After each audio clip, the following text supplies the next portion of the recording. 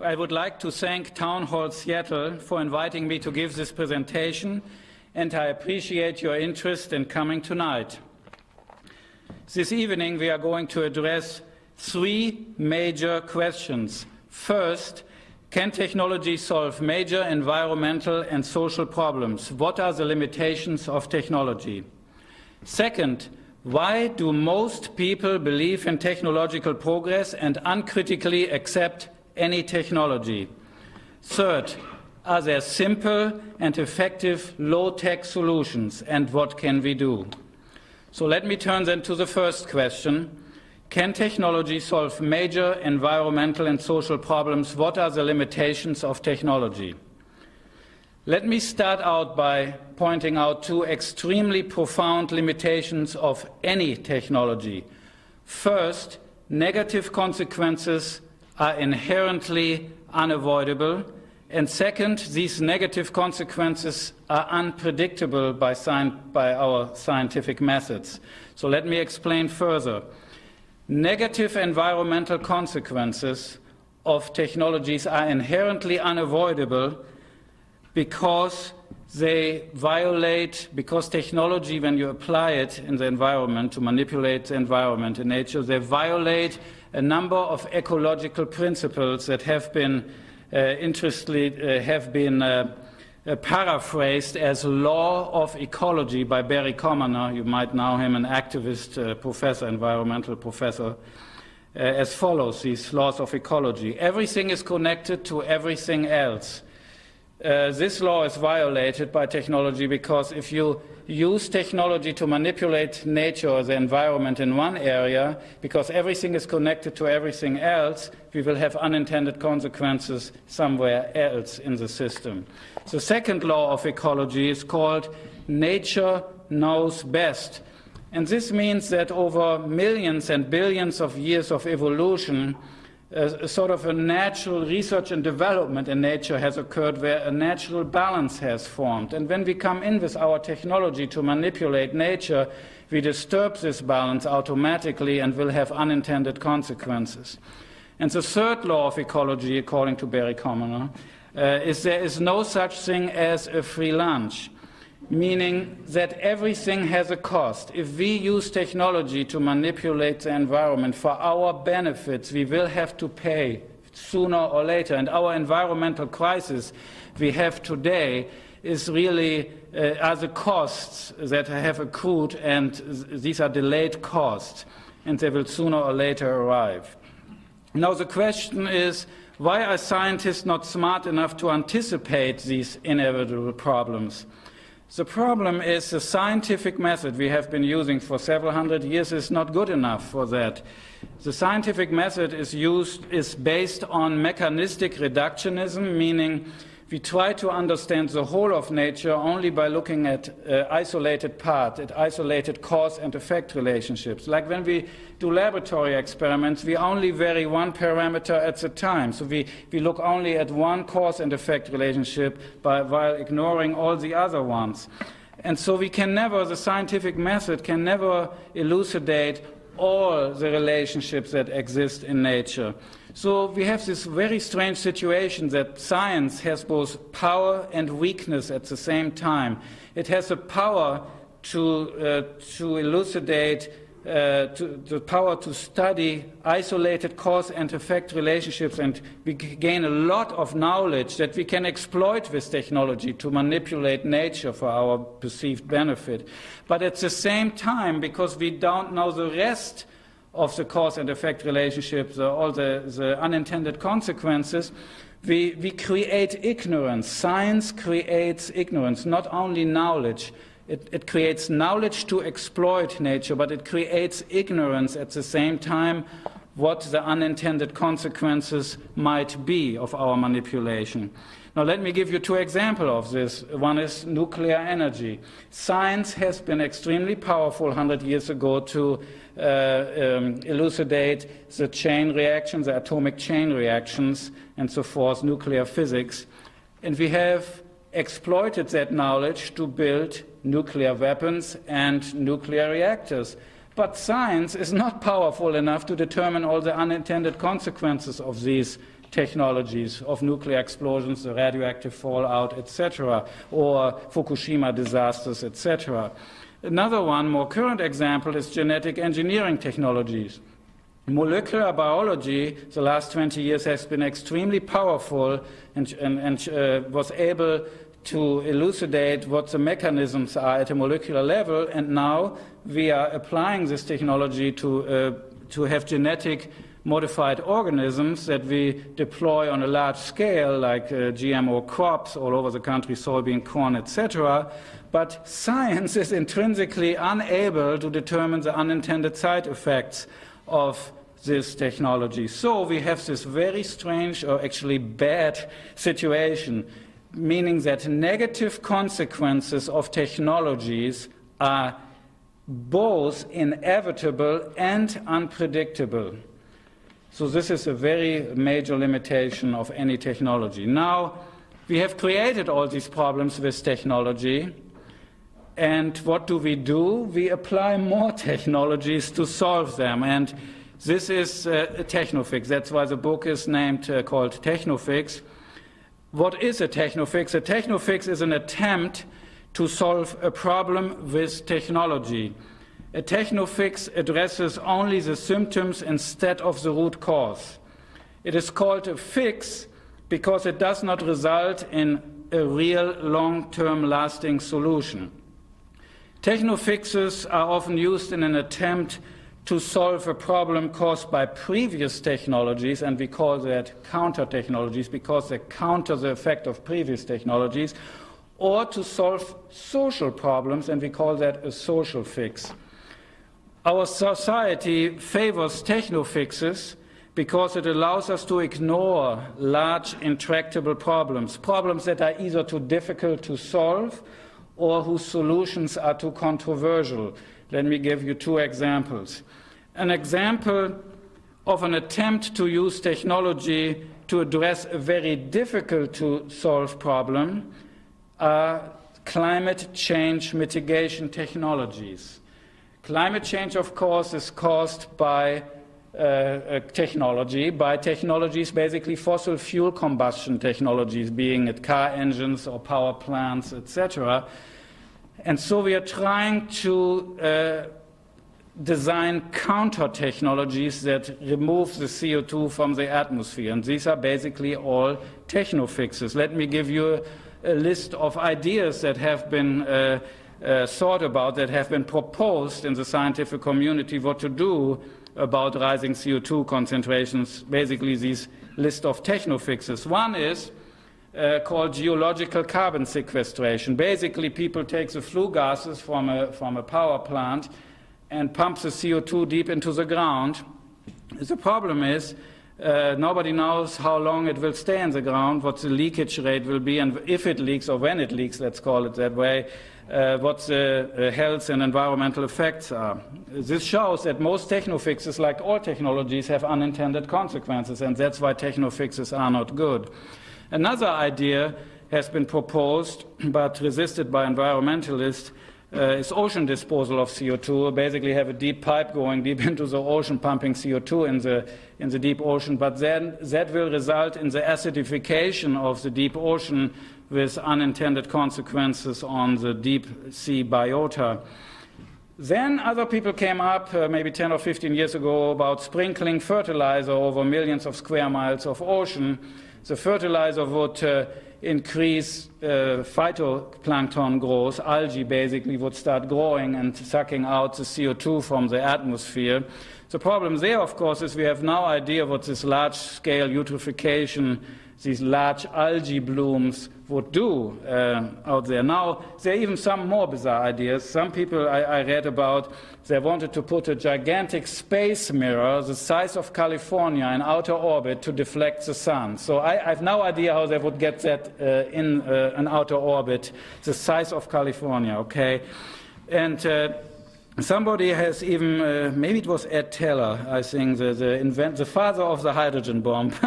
He came up with another funny idea. I think he wanted to simulate volcanic eruptions or something to have this dust flying around, volcanic ashes and dust in the air to absorb the light. So we can see here these techno-fixes have all unintended consequences and never address the root cause of the problem.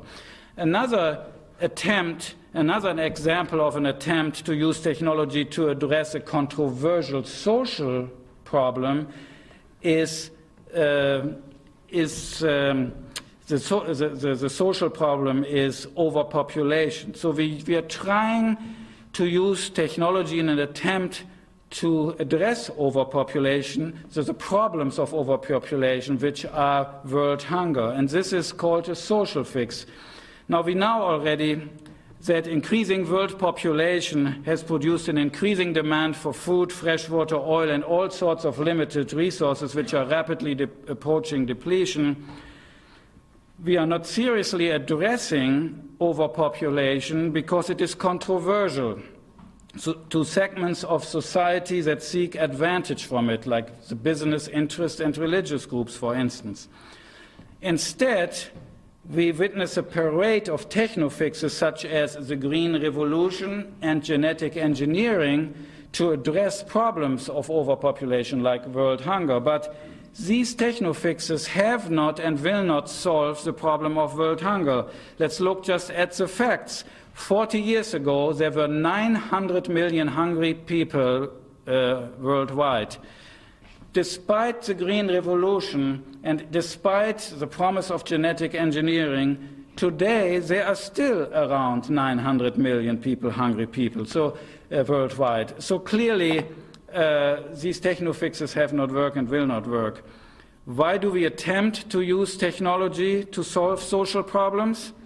Because it is easier to apply technological solutions than to change people. It is easier to employ a few engineers to come up with solutions than to convince people to change their behavior in general.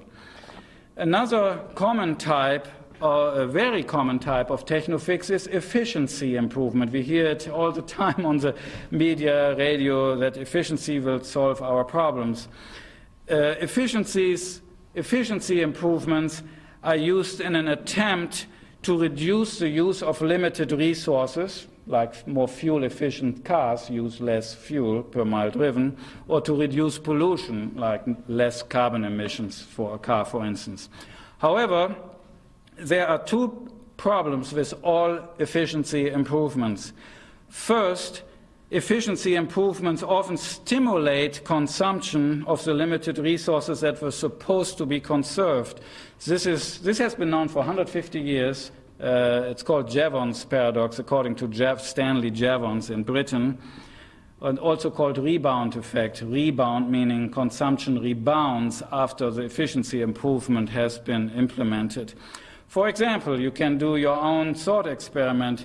Let's assume you buy a more fuel-efficient car, some car that gets 40 miles per gallon instead of 20 miles per gallon. So you would think you would save 50% of fuel, you would cut fuel use in half. However, that is really not going to happen, most likely, because now your cost per mile driven is only half as much, so you start driving more because it is cheaper to drive. So basically, the energy efficiency improvement has stimulated more driving on your part and more fuel consumption than initially thought. So there's rebounding consumption. And this is exactly what many, many research studies have shown for years. Efficiency improvements, because they are generally associated with cost savings, stimulate consumption of the limited resources that were supposed to be conserved in the first place.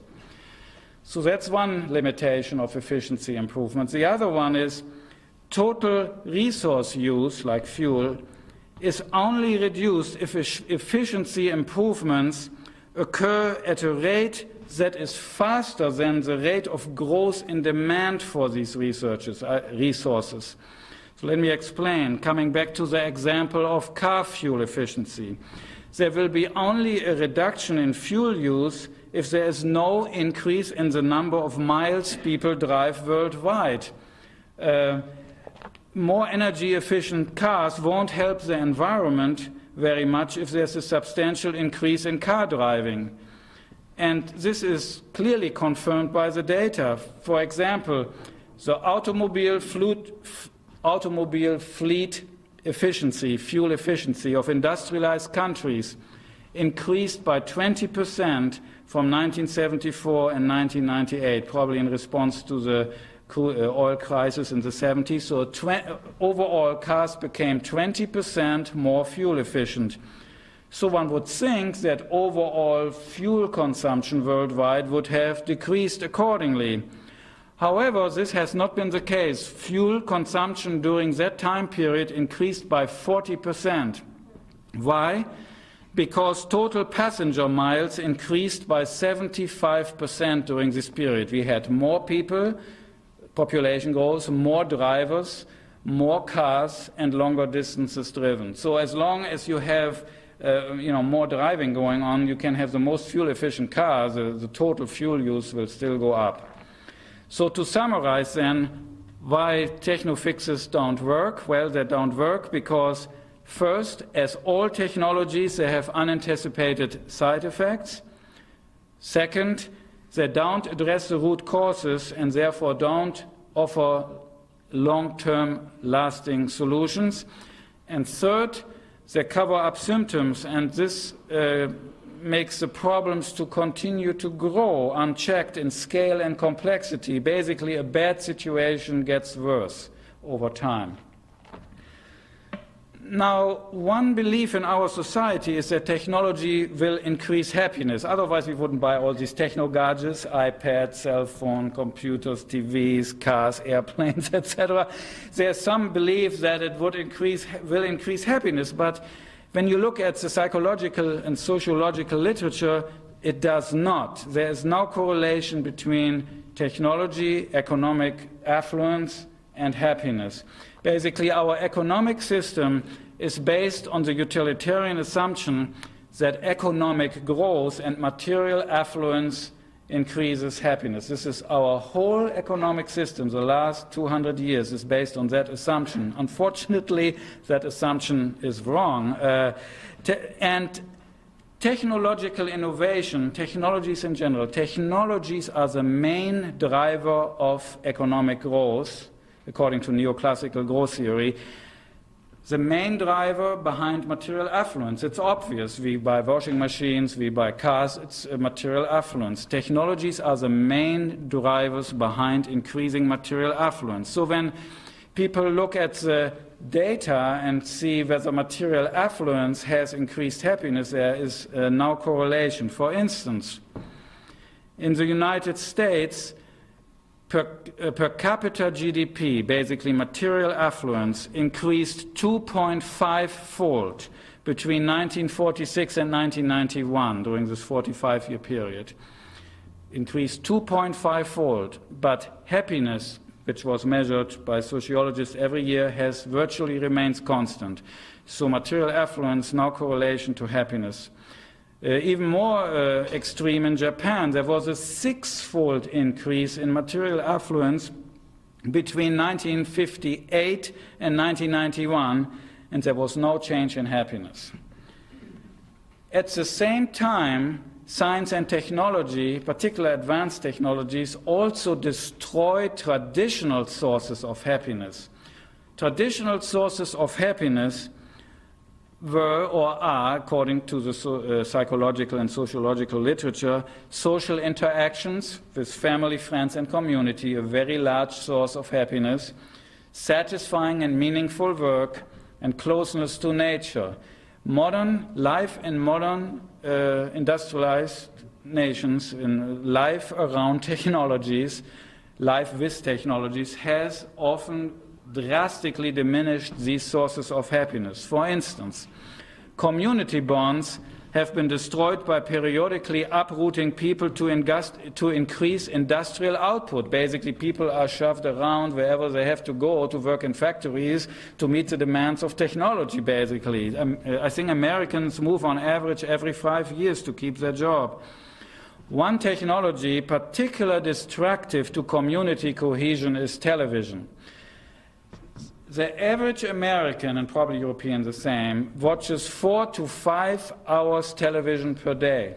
television is a very individualistic technology, independent of media content. You basically sit in front of the screen, and the same could also apply to computer screens for that matter, but I'm focusing on television. You sit basically in front of the screen and interact as an individual with the screen. You are not talking anymore to your wife, to your kids, to your friends, to your community members. You are just focused on the screen for 4 to 5 hours a day.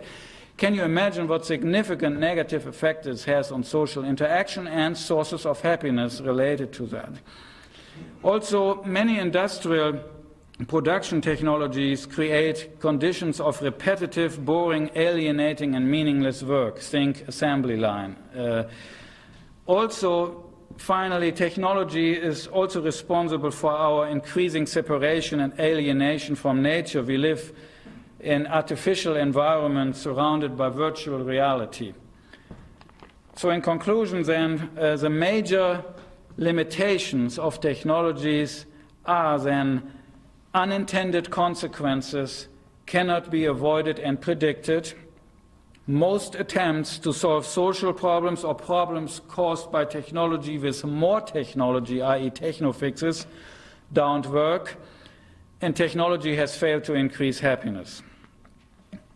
So why is it then that despite of all of these rather significant failures of technology, we are still fascinated with technology and accept anything new so uncritically? Well, one reason for our extreme technological optimism and belief in progress is historical. We need to recognize that the whole concept of progress is a rather recent historical phenomenon. Hunter-gatherer societies and agricultural societies did not have a concept of progress, most likely because they have a cyclical concept of time. The seasons repeated themselves year after year. Time was seen as cyclical, and if you see time as cyclical, nothing changed linear with time to get better or worse with time. It always repeats year after year. The Greeks and Romans also had no concept of progress. It is only most likely with the rise of historical religions, those religions dependent on historical narrative like Judaism, Christianity, and Islam, that there was a change from a cyclical concept of time to a linear concept of time. And seeing time as linear allows the idea of progress to develop, because this is the idea of positive change with time. And of course, this whole idea of progress really took off with the Enlightenment, where it was believed that human reason was to bring about social and moral progress. Unfortunately, social and moral progress proved to be more elusive than material progress, and so the concept of human progress was quietly redefined and limited to material progress. And of course, material progress is supposed to be brought about by science and technology, and it is measured as economic growth. So that's basically the history. We can see this whole idea of progress started rather recently and has been sort of distorted into a material kind of progress, even though it was social and moral progress before. Now, why is belief in progress and technological optimism strong today, particularly in the United States? By the way, the United States, according to statistics surveys, is probably the most techno-optimistic nation on earth, okay? Well, why are we so optimistic about technology? Well, there are a number of obvious reasons. Technology, number one, technology has delivered the goods. It really delivers. It really has provided a lot of benefits. The problem, of course, is we don't know when the chickens come home to roost. As I said, all technologies have unintended consequences, and sooner or later we have to pay the cost. But as long as the costs haven't arrived, we are very optimistic about everything. We think everything goes to glory, great, okay. Now, the other one reason why we are so optimistic is because of mass media advertising. You turn on any TV, radio, whatever, even printed media. We are always promised that new technology will make us happy, will solve our problems, even though we know they don't really make us happy. But Of course, there's a lot of vested interest here by the corporations who sell these technologies to increase their profits, etc. So there's a lot of vested interest to keep techno-optimism alive. We also found in our research that ignorance actually is a basis of most technological optimism. We coined a law of techno-optimism. We call it optimism is inversely proportional to knowledge, meaning that the less knowledge you have about a technology, the more optimistic you are. And this is nothing really new. When I go to technical and scientific conferences and you hear new concepts presented by scientists or engineers, the people who are really not quite in this field, they are often very impressed by this talk and talk to the inventor or whatever scientist. But the people who are experts in the field are generally not that optimistic about it. They have much more guarded optimism, or maybe even pessimism about it. So, as I mentioned, the United States is the most techno-optimistic nation on Earth.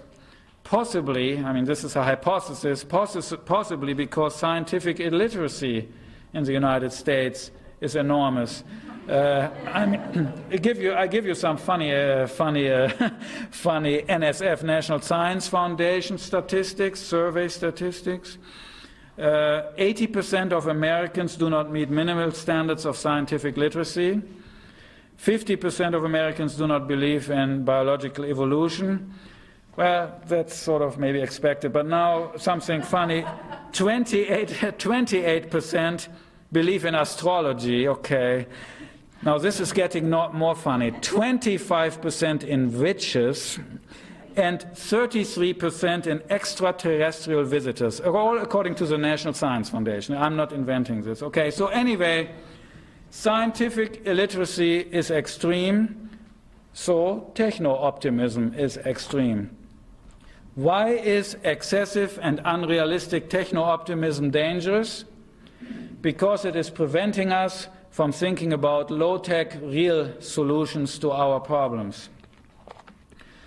Another reason we accept technology so uncritically is the myth of value neutrality. The myth of value neutrality states, or it can be expressed as, technologies are simply neutral tools which can be used for good or evil purposes depending on who controls them.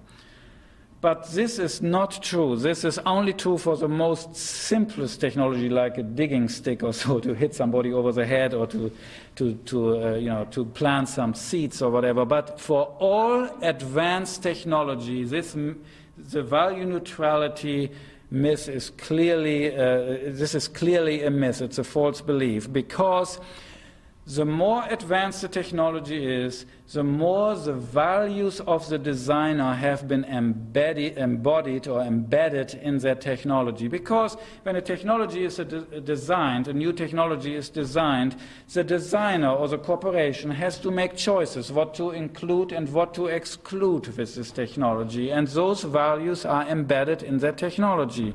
There's no way around it. Let me give you a few examples. Nuclear energy. Nuclear energy plants are gigantic, complicated, and dangerous, yes, but they have a bias towards centralized control because they're so complex and large, and they have a bias towards environmental damage because of the radioactivity problem. Genetic engineering technologies commodify plants and animals, a clear value orientation. As I mentioned before, television promotes individualism and consumerism. Individualism independent of content, just because you're sitting in front of the TV for hours, and thereby it's an individualistic experience, a clear value orientation. So why should we be concerned about the fact that technologies are value-laden? Well, the problem is, as soon as we have these technologies and then they diffuse through society and everyone uses them, the values get adopted by the society and by culture, and often completely unknowingly. Actually, for instance, this whole idea of technology transfer from industrialized nation to third world nations, technology transfer, the values get transferred from one country to the other via technology. And then the third world nations wondered why their culture is changing so fast. It's because of the embedded values in the technologies that are transferred. So it's clearly dangerous to believe that technologies are value neutral. Another reason we accept technology so passively is a myth of autonomous technology. This is a false belief that technology has an autonomy of its own and therefore is an independent, uncontrollable force. Humans can't control it. Humans cannot direct it. It's sort of like this mega technology, like a juggernaut moves forward and we just get squashed by it. It's sort of like autonomous technology. One reason technological progress may appear autonomous is that many technological systems, because of their size, complexity, and mutual independence, have a rigidity, they call it capital lock-in, and inertia that is difficult to overcome. Think about our global car culture. We have hundreds of millions of cars, we have roads everywhere, we have pipelines, we have gas stations, we have tankers, we have, this is just like a mega technology that looks like it's taking over and walking, it's an autonomous technology. And people feel trapped in these mega systems, but when they feel trapped, they unfortunately blame technology instead of the individuals, those individuals who made very conscious decisions regarding the direction of technological change. For instance, the car culture, this is not an autonomous technology. There have been conscious decisions made maybe 100 years ago by executives, politicians, etc., to have this technology in place. So there is no such thing as autonomous technology. Why is the myth of autonomous technology so dangerous? Because it diverts attention away from the need for democratic control of technology and critical evaluation before it is deployed on a large scale. Finally, another reason we don't critically question technology is related to the technological imperative. The technological imperative can be stated: whatever can be done technically will be done and should be done. Actually, Robert Oppenheimer, the inventor of the atomic bomb, he actually strongly believed in the technological imperative. He thought the atomic bomb should have been built because it could have been built, basically. So examples of the technological imperatives are: if it is possible to make synthetic organic chemicals in the laboratory, let's mass produce them and use them as pesticides, herbicides, etc. Just use them on a large scale. If it is possible to dam rivers, let's do it, even though it might damage the environment. If genetic engineering is possible, we must do it and create GMO, genetic modified organisms and crops, and deploy them over millions of acres in the United States. The technological imperative serves at least three purposes, all of them dubious. It is used as an excuse to avoid democratic deliberation as well as ethical decision-making with respect to the development and acceptance of innovative technologies. It makes new technologies appear inevitable by hiding the fact that technological development is directed by special interest groups and powerful social classes. As a result of this concealment, belief in the technological imperative discourages not only critical thinking, but also promotes a culture-wide passive acceptance of any new technology, no matter how destructive. So far, we have seen that modern technology is uncritically accepted. Also, it has very significant limitations and in many cases does not offer lasting solutions. What are the real solutions and what can we do? Let me start with a quotation from Albert Einstein. He said, "No problem can be solved at the same level of consciousness that created it."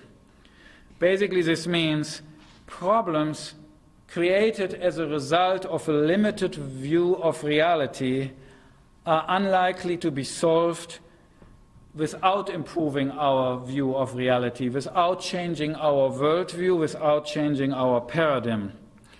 Unfortunately, our current worldview is based on the illusion of separateness.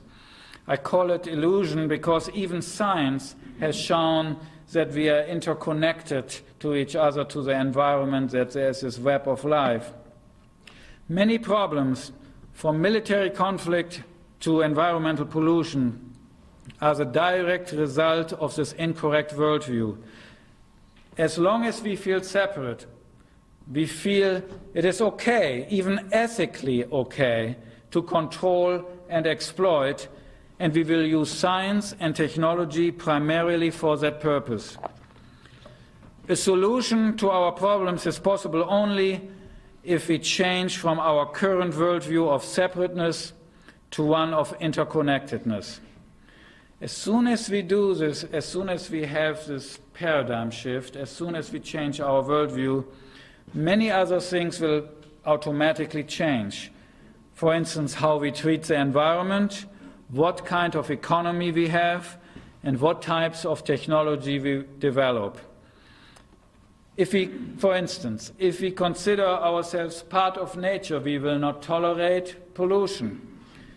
We would leave space for other species. We would not tolerate human population growth. We would not have endless economic growth. We would transition instead to a steady state economy, basically a zero growth, no growth economy, which has more or less a constant population size and more or less a constant material affluence. We would also develop different kinds of technologies. Technologies that are good for the environment and well-being of people. Let's call those environmentally sustainable technologies and socially appropriate technologies. There are three design criteria. They are very simple, three design criteria for environmentally sustainable technology. So this is not rocket science. It is very straightforward.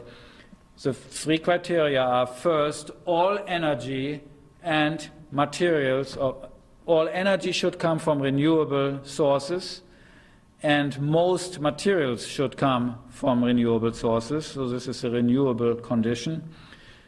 If we use non-renewables, like metals, for instance, we should recycle them close to 100%.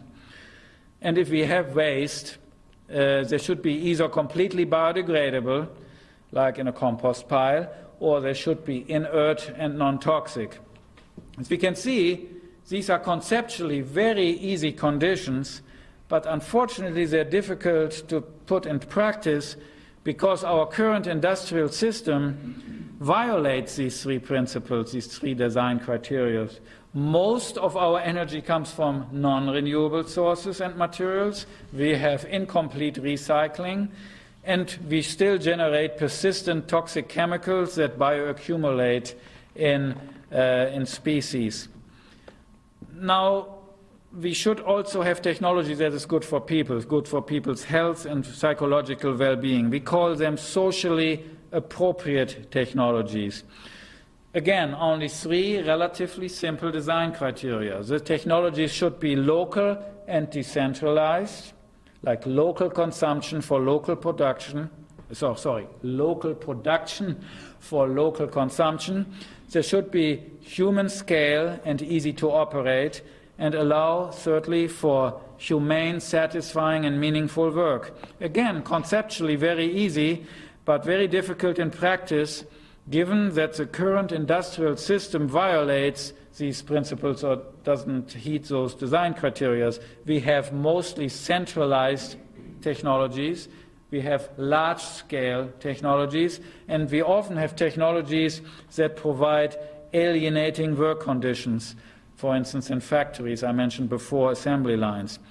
We need to recognize that prior to the Industrial Revolution, most technologies were environmentally sustainable and socially appropriate. So there's no reason why we can't do it. It has been done before, we can do it today. And we do it today, actually, in at least one very key area, and that's local organic agriculture. this is a good example of an environmentally sustainable and socially appropriate technology, and we should expand it, and we should expand similar technologies for local production and local consumption in other areas away, not only for agriculture but other areas. Now, what else can we do? We need to have a more democratic control of technology. Let's face it, technology is a major force in our life. We wake up from the time we wake up to the time we go back to bed. We are surrounded by technologies, from iPhones, cell phones, whatever, computers, even microwaves, TVs, you name it. Despite the major impact of these technologies on our lives, most decisions regarding the development of new technologies are made by corporations and government bureaucracies. In most cases, the public is excluded from any meaningful debate. Currently, technology is designed for the profits of the 1%, and the 99% are manipulated by the media to accept any new technology. Clearly, this is a very undemocratic situation and has to change. The development of appropriate technologies is only possible if their design is guided by the values and interests of the people who will be using them rather than corporate and government entities. Citizens will need to become involved in participatory design, it's called. Citizens should be included in the research and development planning process. Technologies could be influenced thereby at an early stage before it becomes entrenched. And this is not very difficult, again, conceptually. Currently, we have a two-stage decision process for technology, for technological development. The first stage is peer review by scientific experts and engineers, basically to see whether the technology even will work. The second stage is a business review for profitability, basically to see whether, if the company makes it, whether this technology will be profitable. So that's fine. But we need a third stage, and the third before a technology is commercialized, and that is a review by citizens' representatives to assess whether their technology, that new proposed technology, would have any social and environmental consequences that are unacceptable. Participatory design has actually been performed with success in Scandinavian countries. So if they can do it, we can do it as well. I must have been speaking a little faster than expected, but before concluding the presentation, before making concluding remarks, we have a few minutes for question and answers. So I'm glad to take any questions. Thank you. Have you talked to world leaders about that, and what do you do when you have debates with these scientific engineer geniuses who only think about the future of the technology? I didn't quite understand the question, whether I had debates with techno-optimists? With the engineers who only think about the technology. Well, that's why we wrote the book. It's difficult to have really a debate with within the scientific community, because everybody is optimistic and everybody wants to sell their idea and get funding, etc. So there's this general optimism, I guess, in the scientific community, because it requires almost this optimism to keep going. So I personally really haven't confronted. I really haven't done that kind of discussion. I have a colleague who does, and he's sort of shunned. He's shunned by the scientific community because he always points out what doesn't work. And people really don't like him because it damages their ability to get funding for research. If somebody always runs out, this doesn't work, so people keep sort of a low profile. And if you could change a little bit, you think we could still change the ocean acidity, so we could maybe save the ocean, or do you think it's too late? Well, I mean, I don't. Again, I'm not quite sure what you're asking. I mean, there's natural ocean acidification going on just because the atmosphere has too much CO2. So this is already going on. I don't know. I'm not an atmospheric scientist to really tell you whether it's too late or not. I hope not. But I hope the environmentalists stopped the whole proposal of pumping flue gases into the deep ocean. Okay, so that has been stopped, I think, by Greenpeace some years ago. But whether, maybe, I hope, but maybe, I don't know, maybe you have more recent information. So, okay, thank you. Over here on this side. My question would be, you mentioned that there were some successful democratic participatory projects in the Scandinavian countries. Mm-hmm. And would you have in mind one or two examples of how that worked? No, I do not remember. I remember it was mentioned, but I can tell you actually one in the United States. There was the book. It was actually called Democracy and Technology by Sklove, I think. It's in the reference section of Techno-Fix. But one example they gave about the United States, and this was design for people with disabilities. Basically, architects take the design of buildings into account, and people with disabilities were involved in the architectural design phase. So it was done in the United States, but this was the only example provided. Yes, so now that you mentioned that, I remember that. Okay. Thank you for your presentation. I just have a question as a researcher and educator of many years. Without having an educated populace, and I know very many famous thinkers have said this, but we don't have an educated populace. We do not have, people don't naturally understand critical thinking as someone who teaches critical thinking. So with the absence of 90% of the population cannot think critically, which is true, what is the possibility for your beautiful vision to ever occur here? Scandinavia has much higher rates of literacy. Politics, if you look at our body politic, it's bred in circuses, it's Rome. So please tell me how is there a possibility given that background? Well, I don't know whether I can really answer it. I just have a hope. I mean, our vision is particularly related to Techno-Fix, that many colleges and universities will use that as a text or some supplemental reading material to teach critical thinking, particularly in science and technology, and also the philosophy of science and technology. So I don't know, this is too profound a problem for me to find a solution from, even a low-tech solution. Okay, I don't know. So maybe there is a low-tech solution for that. Yeah, so maybe, yeah. Okay, thank you. You mentioned that technology was esoterically imbued with the values of its designers. Yes. What would you say to the example of India, who has been brought the technology of pre-screening the gender of a child, and they're now predicting that there are going to be many more men than women. This is a society acting using a technology. The technology does not have the same effect in the West or in Europe. What would you say to that? Yeah, I'm not quite fully understand your question. I can see that the technology... How technology is imbued with values of its designers, a priori. Well, it's not, okay, there's some gray areas. It's not like okay, there's these two extremes. Okay, there are very simple technologies like a digging stick. They don't have any value. You can use them for anything. A digging stick you can hit somebody over the head and kill with, or you can plant peas or whatever with it. So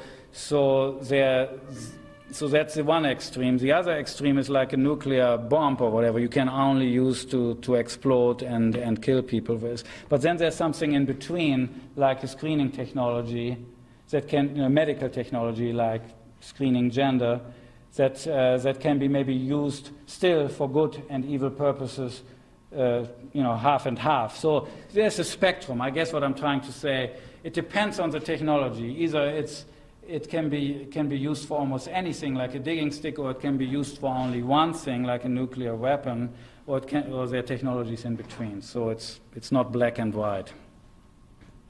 Oh, hi. Oh, Lindsay. He worked in my lab before. So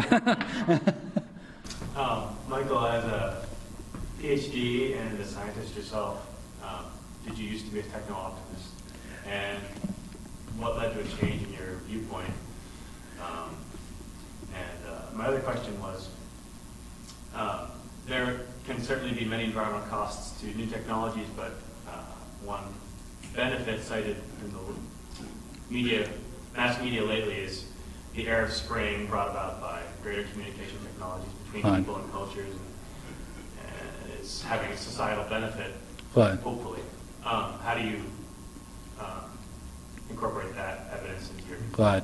Okay, so there were two questions. So the first question, whether I was a techno-optimist. Yes, I was a techno-optimist, and in a way I'm still sort of a techno-optimist, maybe a small-scale techno-optimist. I'm a fourth-generation scientist engineer, so when I grew up, actually, I didn't have any choice. I had to study engineering, and I remember when I was a teenager, I had a very clear motivation. The motivation was, I will use technology to save the environment and help society. I remember this was my main motivation, and actually it's still my main motivation. That's why I'm giving this presentation. The problem is that in between, as Lindsay maybe asked, in between something happened when I was very naive. I got my PhD in chemical engineering, and then I started working.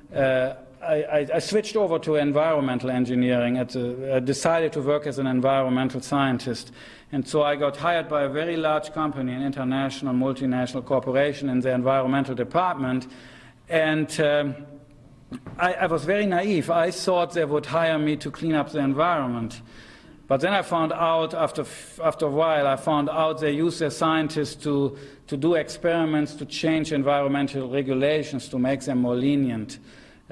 For that company. So I left, actually, after a while. I couldn't deal with that. And so that's actually when I started thinking about all these topics.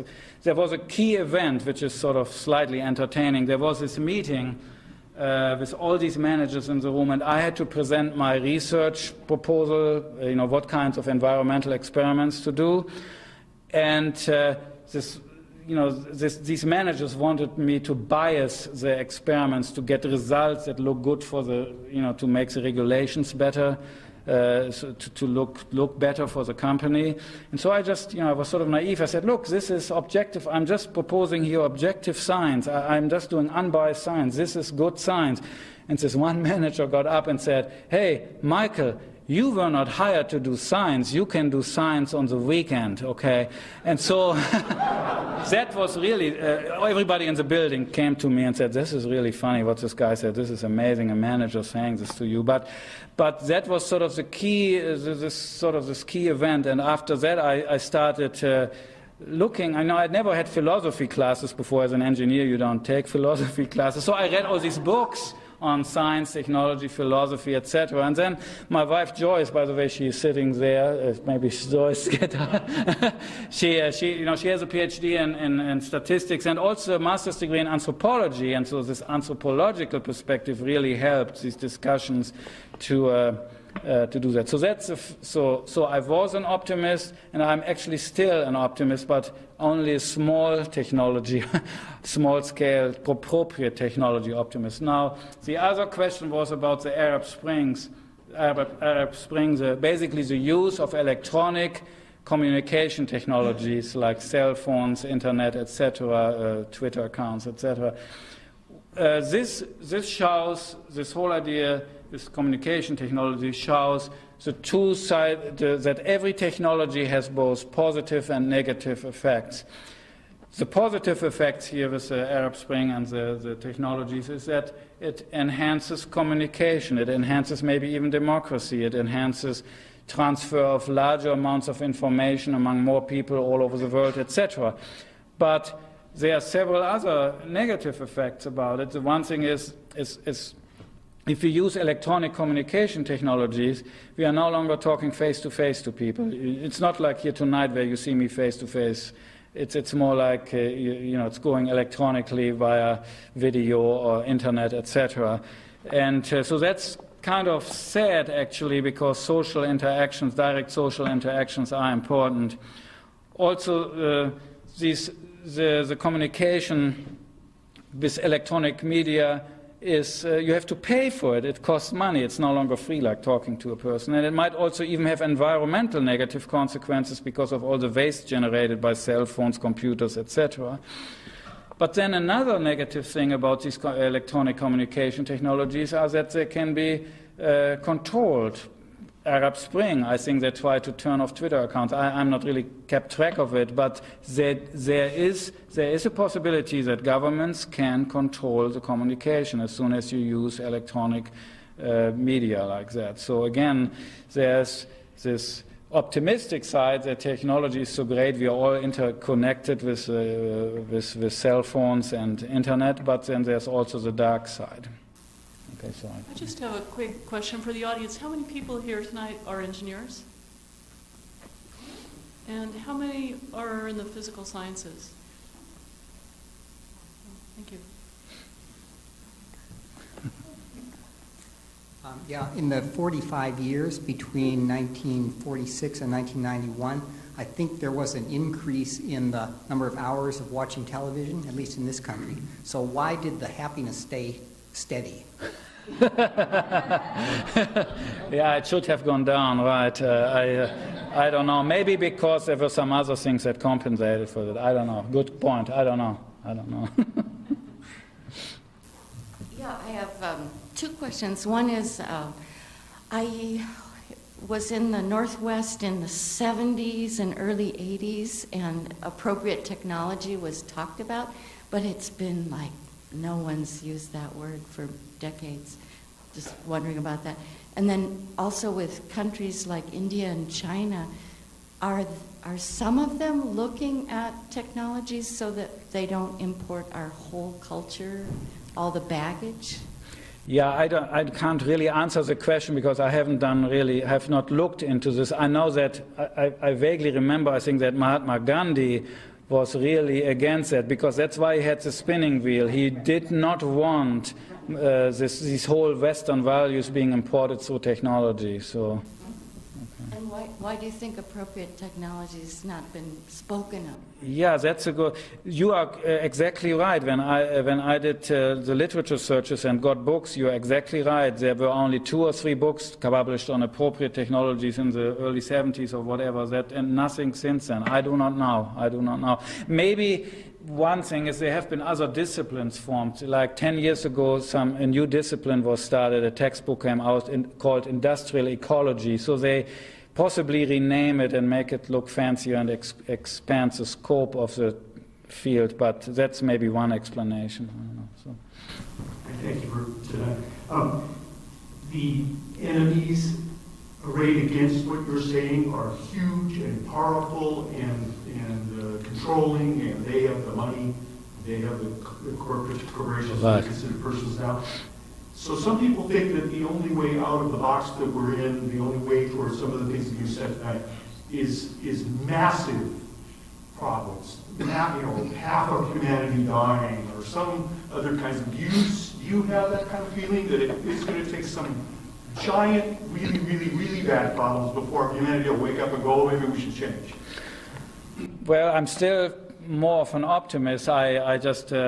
I'm not really thinking in that direction. I just hope that people just could unplug from the, literally unplug from the system, because the corporations have only the power because we give it to them by buying their products, etc. So if we unplug the TV, unplug this whole consumerism, unplug buying things and doing local production for local consumption, the corporations and the politicians that are getting funded by the corporations all lose their power. So it's sort of pulling the rug under them. So that's I hope it doesn't come to a big collapse, but it's possible. We have a whole chapter on collapse, and I agree with you that if nothing changes, we are heading towards collapse. Actually, I should mention David Suzuki. I guess I heard this maybe on the radio. He has some funny analogy that we are all heading top speed.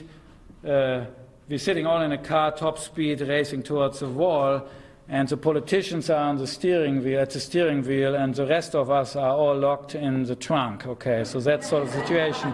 And so, so I'm paraphrasing. I don't know exactly what he said.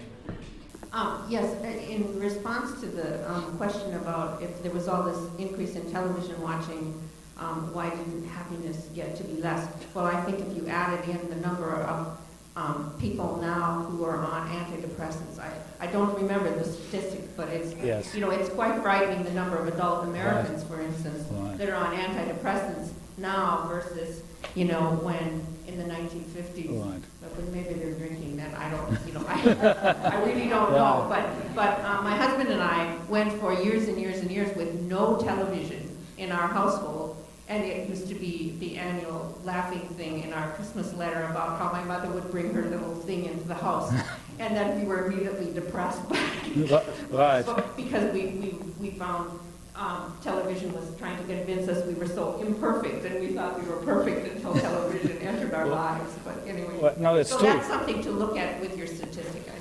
Well, actually, we have a whole chapter on happiness. I think it's chapter 9, and there's a whole section on depression, how depression has increased, and how other happiness indicators, how this all links together. And I agree, television, this whole idea of advertising is to tell people that something is missing, and that something is imperfect, and that you have to buy something to be happy. Okay.